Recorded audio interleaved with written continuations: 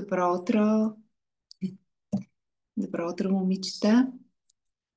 Днес ще направим отново програмата, която е по-лекия вариант, но също толкова ефикасен, за да може да затвърдим знанията от вчера. Следващите 2 дни, в петък и в понеделник, ще направим една по-динамична, малко по-силова програма за лице, тъй като на лицето и шията има общо около 60 мускула. И както тялото, когато не го тренираме, мускулите започват да отслабват, залиняват и леко се загубват. Същото е и с лицето и шията. На абсолютно същия принцип работи. Затова имаме лек вариант, който е супер ефикасен, който днес ще правим, който прекрасно се допълва с по-силовия вариант, който утре ще направим. Така че започваме. Ако искате, заемаме позиция, отворени гърди, отпуснати ramена и вдишаме, повдигаме рамената, издишаме, спускаме. Вдишаме, издишаме, дишаме, повдигаме рамена и издишаме, спускаме. Поставяме длани на гръдната кост. Подсилваме упражнението за шия и за врата също, като леко натискаме гръдната кост и започваме с наклони в едната посока, задържаме няколко секунди. С врата работим нежно и в другата посока наклони. Хубаво разтегляме тази част на шията. Ръцете теглят леко надолу. В първата посока задържаме, около 3 секунди се задържа и в другата посока. След това обръщаме главата под 45 градуса и леко изтегляме от брадичката, като отново ръцете теглят надолу и задържаме. Връщаме се в средата. Изтегляме по диагонал в другата посока от брадичката, задържаме. Връщаме се в средата. Повтаряме.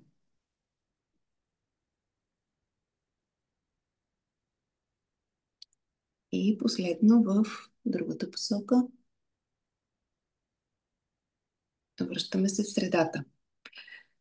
Релаксираме мускулите на главата. Започваме с потупване. Това е най-нежната практика. Има много други практики, доста по-динамични, но тъй като сме в релаксиращата програма днес, за това ще наблегнем на потупването. Допълнително обръщаме внимание, аз ще ви кажа на кои зони: слепоочията, зона, която държи голямо напрежение. Може да минем леко зад ушите, коста зад ушите. Връщаме се към върха на главата, потупваме с възглавничките на пръстите. И минаваме по тила. Като обръщаме внимание основата също на косата, там където е връзката с врата. И продължаваме към врата. Това ми е най-любимата зона, защото врата е доста напрегнат, като си има предвид устройствата, с които работим и начина, по който гледаме. Телефони, компютри. Минаваме през трапецовидния мускул и се връщаме обратно. Ако някой почувства нужда, че в дадена зона иска да задържи, може спокойно да задържи повече. И другата много сериозна зона с напрежение, това е скалп. И завършваме. Не може без ушите, значи това е задължително анти-ейдж действие. Масаж на ушите с така, обхващаме целите уши с показалец и палец, отгоре надолу, с леки въртеливи движения и отдолу нагоре. Няколко пъти минаваме хубаво да размачкаме ушите. Веднага подобряваме кръвообращението към мозъка, към лицето и с следващите движения ще направим лифтинг. В горната част изтегляме ушите и леко пускаме. Изтегляме, пускаме, изтегляме, пускаме. Ето по този начин. В средната част изтегляме настрани и назад. Няма да ви пораснат ушите. Аз съм си ги снимала преди 6 години, защото всеки ден си ги мачкам. Няма промяна в ушите, не се притеснявайте, теглете ги спокойно. Може само да ви се отблагодари лицето. И в долната част надолу, от хрущяла надолу и настрани. И сега нанасяме си някакъв продукт. Може да е крем, който ще излиза веднага, може да е крем или слънцезащита. Аз ще излизам след няколко часа, така че си слагам серума с Яни, здравей. Ето, ти си готова за излизане. Аз съм готова, ще излизам. Добре. Аз ще си стоя, затова слагам малко от серума с бял равнец и нар, който ми е изключително любим. Просто съм се пристрастила и към аромата. Да не говорим, че като се намажа съм се една аватарка. Дава ми допълнителен такъв импулс с нежни потупващи движения. Шията. Когато работим с глаща, ще правим разтеглящи, дрениращи и други движения, сега повече потупващи с продуктите. И започваме най-напред да разглаждаме челото. Може с показалец, може и с два пръста по желание. Много често правим гневни бръчки. Аз ви разказвам по време на практиката. Много често правим гневни бръчки и когато спим. Аз съм такъв случай, да знаете, че е възможно.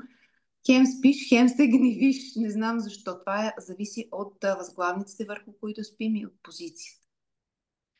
След това с 4 пръста разглаждаме и освобождаваме напрежението. Има хора стискат зъби през нощта. Напрягат челюстния мускул, долната челюст. Така че какво правим през нощта, никой не знае. Така.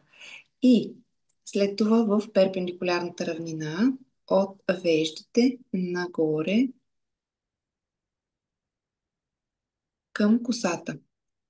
При паднали клипачи малко повече движение в тази част. Обикновено клипача пада от тази страна. Ако пада от вътрешната, малко повече от вътрешната страна повдигаме. И нежно масажираме, може с 2-3 пръста слиполъчията в областта на лицето, с кръгови движения в едната посока и в другата посока. И за да активираме околочната зона, минаваме през, може с всички пръсти по коста. Започваме от началото на веждата, от страни на окото, отдолу коста, под очите, по край носа, лекичко минаваме. Потупванията са нежни. Ако някой има турбички под очите, подпухналост, още по-нежни самодвиженията. Нали, обратно на логиката, че ако се натиснат, примерно ще се източи лимфата. Не. Ако някой има турбички, още по-пеперодено движение. И сменяме посоката. Така. След това минаваме през тази зона, много важна, за да активираме мускулите на бузите, да тренираме зоната и да енергизираме тялото. С кръгови движения масажираме точките в основата на носа. В едната посока и в другата посока. Между другото, ако някой има проблеми с синуси и така нататък, изключително благотворно въздействие има. След това с кокълчета минаваме плътно едно до друго, зоната под коста. С въртеливи движения.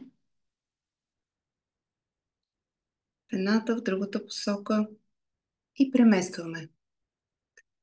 Примерно, ако си го правим този ритуал вечер, може да е малко по-дълго време. Сега бързаме за задачите през деня. По-кратко. И преместваме лекичко. И стигаме до пред ушите. Така. След това минаваме в другата зона. ако имаме токсини под брадичката, да ги раздвижим, после ще ги насочим към лимфата и с другата ръка сменяме, за да имаме еднакви движения с двете ръце. Всичките тези елементи са, за да нямаме асиметрии в лицето.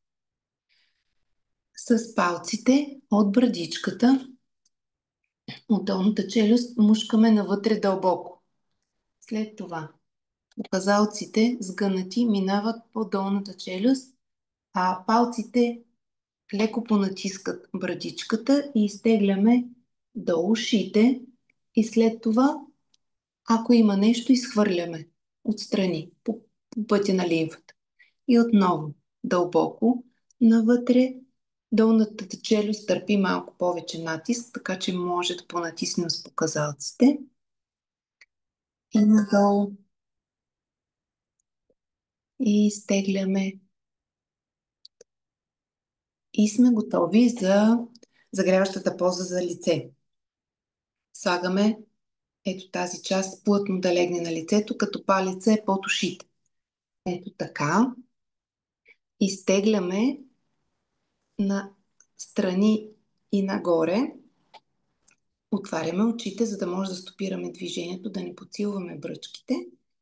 И произнасяме драматично, като от драматичния театър. Уау, така максимално даваме всичко от себе си без звук, който иска може и с звук. Ако не се притесняват близките, 10 повторения, ококорваме очи, ръцете теглят нагоре и назад, рамената обаче отпуснати.